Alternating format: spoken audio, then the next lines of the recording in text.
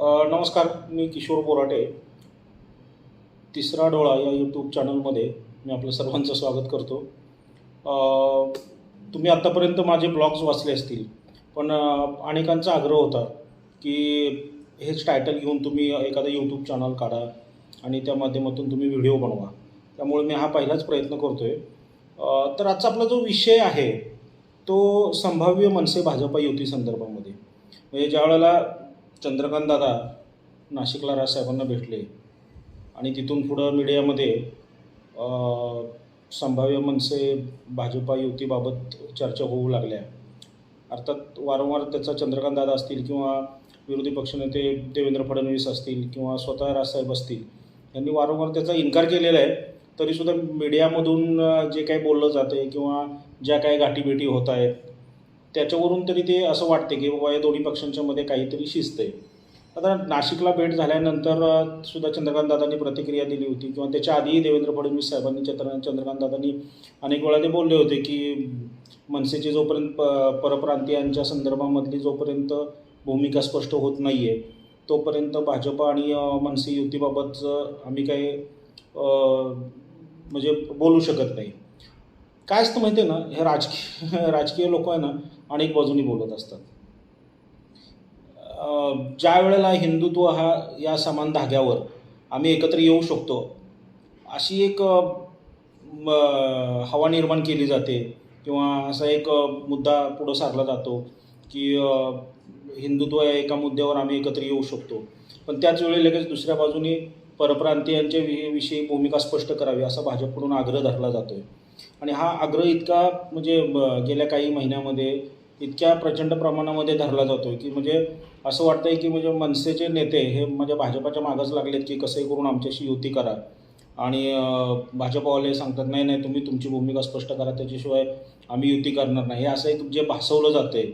आणि त्याच्यामुळे नाशिकला भेटल्यानंतर सुद्धा हेच त्यांच्या म्हणजे राजसाहेबांच्या मध्ये आणि चंद्रकांतदादांच्या मध्ये हाच मुद्दा होता चर्चेला की परप्रांतीयांच्या बाबतचा. त्यावेळेला ते राजसाहेब बोलले होते वाटतं चंद्रकांतदादांना की बाबा परप्रांतीयांच्या विषयी जी काही माझी भूमिका आहे ते तुम्हाला मी त्याचे काही माझे जे क्लिप्स आहेत ते पाठवून देतो आणि तुम्ही त्या ऐका बघा आणि मग त्यावेळेला तुम्हाला ते परप्रांतीयांची माझी भूमिका आहे ते कळेल.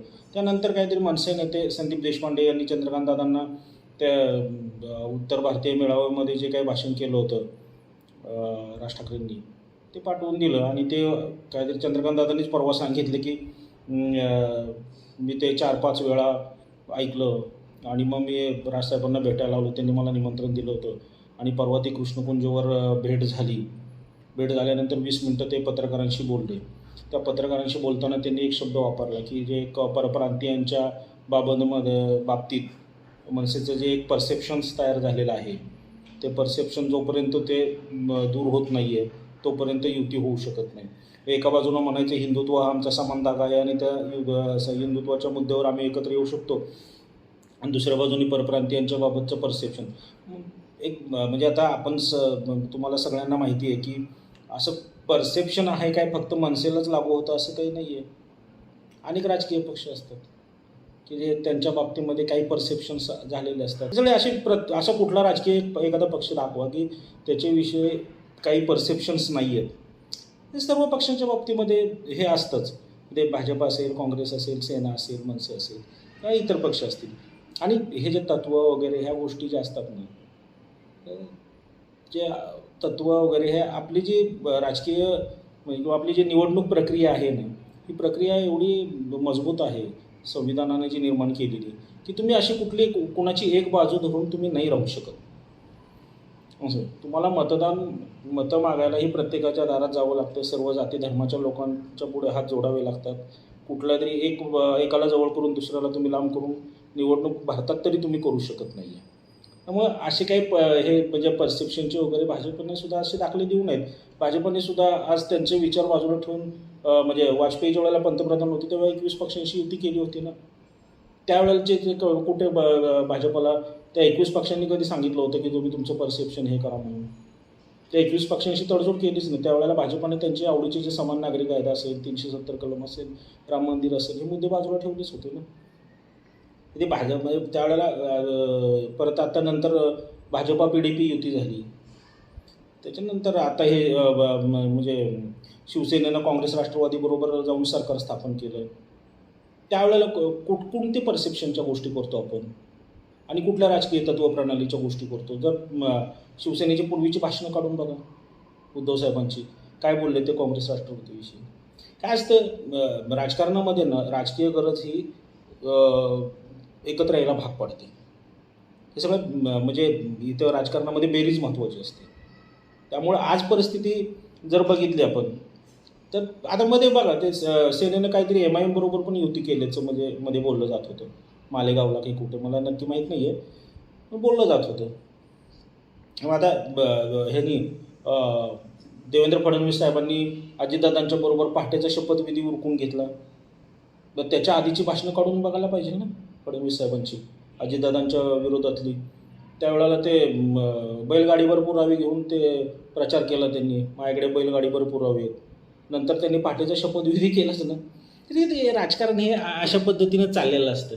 त्यामुळे याच्यामध्ये जे काय ते म्हणजे चंद्रकांत दादा सांगतात की परसेप्शन वगैरे ह्या गोष्टी काय वास्तविकतेच्या पातळीवर त्या तितक्याशा खऱ्या उतरणाऱ्या नाही आहेत.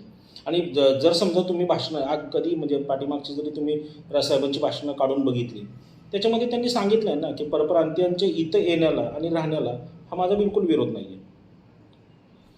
पण मग मुळात आहे ना, ते मुद्दा हा परप्रांतीयांचा नव्हताच कधी. मुद्दा मराठी माणसाचा होता. आणि महाराष्ट्रामध्ये मराठी माणसाला 80% नोकऱ्या मिळाव्यात, रोजगार मिळावेत, हा कायदा आहे. आणि त्या गोष्टी ते कायद्याच्याच गोष्टी बोलत होते आत्तापर्यंत. त्यांनी असं कधी सांगितलं नाही की परप्रांतीयांनी महाराष्ट्रात येऊ नका. तुम्ही या, आलाय तर कामासाठी या, आणि तुम्ही इथली संस्कृती, इथली जनता, इथले सण ह्याचा आदर करा. छटपूजेच्या वेळेचे दाखले दिले जातात. त्यांनी असं नव्हतं सांगितलं की छटपूजा करू नका. पण छटपूजेच्या आडून जे राजकारण चाललं होतं त्याला त्यांनी हरकत घेतली होती. मग तुम्ही कधी म्हणजे भाजप नेत्यांनी बघा, आणि हे परसेप्शन कोण तयार करतो? ज्या वेळेला एखादा भाजपसारखं समजा ज्याला आपण हिंदुत्ववादी पक्ष म्हणतो, तो हिंदूंची बाजूने भूमिका घेतो, तेव्हा जे धर्मनिरपेक्ष म्हणवले जाणारे पक्ष हे लगेच त्याच्या विरुद्ध भूमिका घेऊन बिगर हिंदू लोकांना एकवटून किंवा त्यांची बाजू घेऊन त्यांची मतं हडप करायला बघतात. ज्या वेळेला राज ठाकरेंनी परप्रांतीयांचा मुद्दा घेऊन आंदोलन केलं, त्यावेळेला भाजपसहित सगळ्या पक्षांनी परप्रांतीयांच्या बाजूनी भूमिका घेतली. मग काय कोण म्हटलं परप्रांतीय महाराष्ट्राची शान आहे वगैरे वगैरे, असे काही त्यावेळेला झाले होते वक्तव्य. परसेप्शन कोण करतं? परसेप्शन तुम्ही करता. ते जे परप्रांतीयांच्या बाबतीत ज्या वेळेला राज ठाकरेंनी आंदोलन केलं, त्यावेळेला त्याच्या विरोधात कोण उभं राहिलं, त्यांची भूमिका काय होती, त्या भूमिकेमागचे संदर्भ काय होते, हे कधी तपासले नाही, कुणी तपासले. भाजपने तरी मग ते एवढा आव्हानाची आवश्यकता नाही आहे, सगळेजण त्याच्यातच आहेत. तर उत्तर भारतीय मेळावा झाला, त्याच्यामध्ये राज ठाकरेंनी त्यांची भूमिका स्पष्ट केली होती. त्यामुळे परसेप्शन वगैरे या गोष्टीवर फार काय ताणून भाजपनं धरावं अशी काही म्हणजे आवश्यकता नाही आहे तेवढी. आणि आज बघतोय आपण 105 आमदार 106 आमदार असून सुद्धा, म्हणजे महाराष्ट्राच्या विधानसभेमध्ये सगळ्यात मोठा पक्ष असून सुद्धा आज सत्तेपासून बाजूला राहिलेलं आहे भाजप. हे 40-50 आमदार निवडून आलेले 3 पक्ष एकत्र आले, त्या तिघांनी एकत्र येऊन भाजपाचं कुटुंब नियोजन केलं, असंच म्हणावं लागेल ना. हे काँग्रेस, राष्ट्रवादी आणि शिवसेना हे तिघांनी एकत्र येऊन भाजपाचं कुटुंब नियोजन केलं. आज 106 आमदार असून सुद्धा भाजप सत्तेबाहेर आहे. त्यामुळे त्यांनी फार मोठ्या हे करू नये. बरं, शिवसेना, काँग्रेस आणि राष्ट्रवादी हे 3 पक्ष जर एकत्र लढत असतील तर उद्या भाजपाबरोबर जोडायला म्हणजे तिथे लढायला कोण जोडीदार आहे त्यांच्याकडे? 3 पक्षाचं आव्हान हे भाजपावाले एकटे पेलू शकतात का? नाही पेलू शकत. बरं, राहिला कुठला पक्ष? मनसे पक्ष राहिला तर मग आता जर समजा तुम्हाला वाटतंय, तुम्ही जर त्यांच्याकडे जाताय, कृष्णकुंजवर जाताय, नाशिकमध्ये भेटताय, तिथं तुमच्या चर्चा होत आहेत, हे होत आहेत, जर युती करायची हिंदुत्वाच्या मुद्द्यावर तर मग पुढे येऊन युद्ध डायरेक्ट जाहीर का करत नाही तुम्ही? मग ते परप्रांतीयांचं आणि ह्यांचं त्याचं ते परसेप्शन हे मुद्दे कशासाठी तुम्ही लावून धरताय हेच कळत नाही मला. कारण विषय असा आहे, ठीक आहे, मान्य मनसेची ताकद नाही आहे, राजकीय ताकद तेवढी, पण ती भाजपाची कमी भरून काढण्या एवढी निश्चितपणे मनसेची ताकद आहे. आणि आज तरी भाजपाला मनसेशिवाय दुसरा भिडू नाही आहे कोण. त्यामुळे भाजपानं सुद्धा एवढा त्याच्यामध्ये ताणून धरायची आवश्यकता नाही आहे. आता दुसरा मनसेच्या बाजूने जर विचार केला तर मनसेलाही आज गरज आहे एका सहकारी पक्षाची. त्यांनाही आता दुसरा भाजपाशिवाय पक्ष नाही आहे दुसरा कुठला युती करण्यासाठी. आज मनसेच्या राजकीय ताकदीचा काय विचार केला? जर आपण विचार केला काय राजकीय ताकद आहे त्यांची, पुढच्या ज्या आगामी काही महानगरपालिकेच्या निवडणुका असतील, विधानसभा असेल किंवा लोकसभा असेल, त्यांना सामोरं जाताना मनसेलाही कोणाच्या ना कोणाची तरी आवश्यकता आहेच नाही. आमची सत्ता रस्त्यावर म्हणून सगळे प्रश्न रस्त्यावर नाहीच सुटत. प्रश्न सुटतात मंत्रिमंडळामध्ये बसून, प्रश्न सुटतात मंत्रालयामध्ये, प्रश्न सुटतात विधानसभेमध्ये. तिथं जर तुमची ताकद असेल तर ते प्रश्न सुटतात. सगळे प्रश्न रस्त्यावर सुटत नाही आहेत. आता हा त्या बोलले असतील राजसाहेब कधी की बाबा आमची सत्ता रस्त्यावर, ते एक मोटिवेशनल वाक्य होतं. ते तुम्ही ब्रीद वाक्य बनवून घेऊ नका. ज्या कोणाला समजा मनसेच्या बाजूने सुद्धा एवढं ताणून धरायची आवश्यकता नाही. भाजपनेही ताणून धरलं नाही पाहिजे आणि मनसेनेही ताणून धरलं नाही पाहिजे. कारण कसं असतं माहिती आहे, राजकीय गरज ही एकमेकांना एकत्र येण्यास भाग पाडते. हे आपण राजकारणामध्ये बघितलेलं आहे. हे आता महाराष्ट्रामध्ये तर ह्याचं ताजं उदाहरण आहे. म्हणजे तुम्ही दसरा मेळाव्यातली जर भाषणं ऐकली पक्षप्रमुखांची आणि आजचं जर त्यांचं एकत्र येऊन सरकार बनवलं, ह्या दोन किती विरुद्ध म्हणजे किती टोकाच्या गोष्टी आहेत. पण राजकीय गरज एकत्र त्यांना एकत्र यायला भाग पाडलं ना राजकीय गरजेनं. तसंच हे मनसे असेल किंवा भाजप असेल, दोघांनाही आज युतीची गरज आहे. आणि जर युतीची गरज असेल तर मग उगीच मनसेनेही ताणून धरायचं किंवा भाजपाने इकडून ताणून धरायचं याची काही आवश्यकता नाही आहे. कारण आज रस्त्यावरच्या सत्तेनं प्रश्न सुटत नसतात, प्रश्न निर्माण होत असतात.